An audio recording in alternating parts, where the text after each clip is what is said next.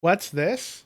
Amazon Prime is making a series about autistic young adults, and all the autistic characters are played by autistic actors? Well, that could be really interesting. Let's check it out. Oh, God, it sucks so hard.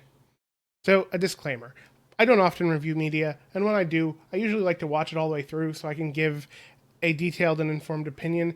But this show is just so terrible I couldn't. I could only make it through the first half of the show, so I fully concede that the last four episodes could have addressed all my concerns. Hell, they could have been the best damned episodes of TV in history.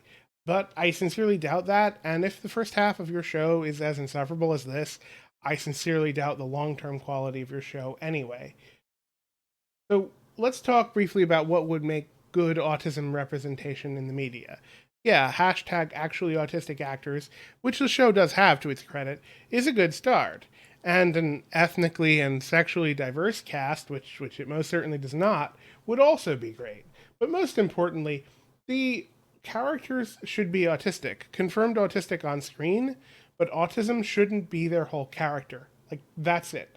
Like, all you have to do to make good autism representation is make Bones identically to how you did it, except for maybe ditch the Chris Pallant arc because that sucked, and then just have a paragraph sometime in the first season where Brennan says and confirms on screen that she is in fact autistic, and then change nothing else, and boom, great autism representation. It's the same thing with gay representation, right? Make a character gay, make him explicitly gay, but don't make gay be his character.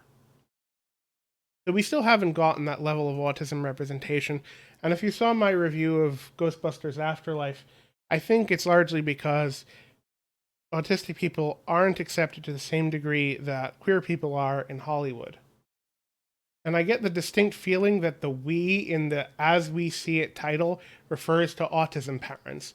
And that shouldn't be terribly surprising considering that Jason Katims created the show and it stars Joe Montana, both of whom are rather prominent autism parents. So the show features three autistic young adults living together with an aide. And these characters are completely reduced to their autism. Their character arcs are literally their therapeutic goals, and we know that because we have a scene where they discuss their therapeutic goals, and it's in the trailer, and that's just their character descriptions. So, for example, Jack, this guy, his therapeutic goal is to make friends and get along better at work so he can live independently. So, like, that's his entire character motivation. But we add to that the interesting wrinkle that his dad, played by Joe Mantegna, is dying. So, of course, we have to have a subplot about the autism mom trope of, oh my God, who will take care of him when I die? And that's true for every one of these autistic characters. Sort of like the writer Googled issues faced by autistic young adults and decided to make each one a character in this show. They're less people and abstractions of issues that you might discuss at an Autism Mom conference.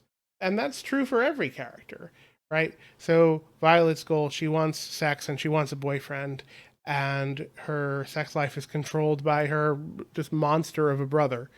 And that's her entire character. Uh, now, Harrison, this fellow over here, his goal, his therapeutic goal, is to be able to go outside because he has sensory processing disorder. And you know what? Maybe he shouldn't live in the middle of Los Angeles if he has a sensory processing disorder. Maybe that would be a bad choice of life for him. Of course, he also gets a subplot where the first friend he makes at 25 is a boy who lives in his building, which causes the parental fear of, well, it's usually called in the Autism Mom literature as having inappropriate friends. So let's leave it there. So that's his whole character arc. These characters, again, have no personality outside autism. Even special interests are treated like a bizarre joke. Like, Jack is the only one who has one, and it's Roomba. Well, more power to you if you like Roomba. I mean, they're great products.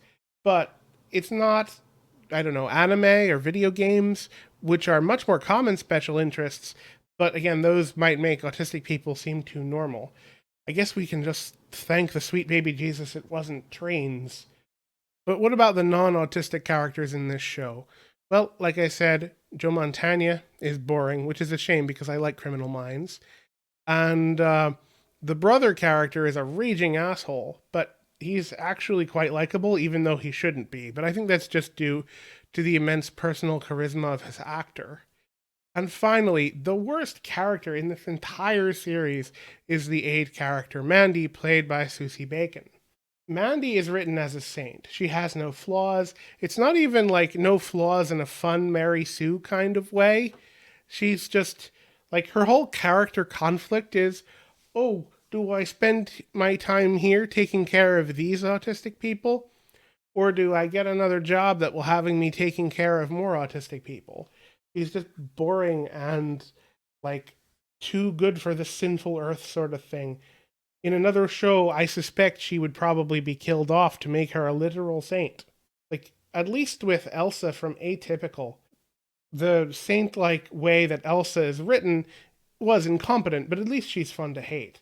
And of course, this show does bring up lots of natural comparisons to Atypical. So, like, at least with Sam from Atypical, like, he had a life outside of merely being autistic.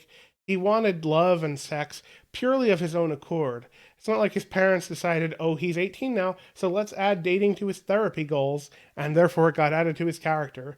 And Sam did have a life outside therapy, too. He had a social life with Zahir and with his sister, and his father and sister were supportive of him, even if Elsa wasn't. Jack's father and Violet's brother are just unhealthy levels of controlling.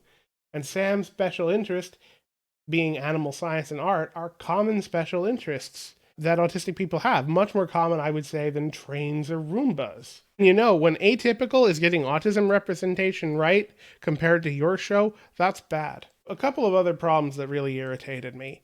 So these three main characters don't seem to like each other very much, and it's not in the, oh, close friends sometimes fight because they step on each other's toes, but like ranging between indifference and just outright hatred of each other.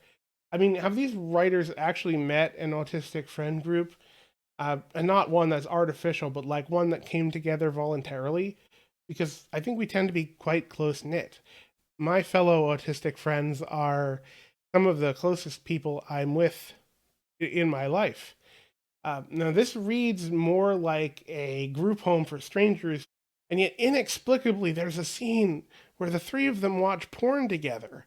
Like, most of us wouldn't watch porn with our closest friends, let alone people we don't like. Which leads me to the toxic way this show frames Violet's love life. It's made clear that Violet doesn't want to date another autistic person. This is an unfortunately widespread attitude in the autistic community. I think it's rooted in the idea that if we date each other, we're not good enough to get a quote real partner. And in my view, that's just stupid.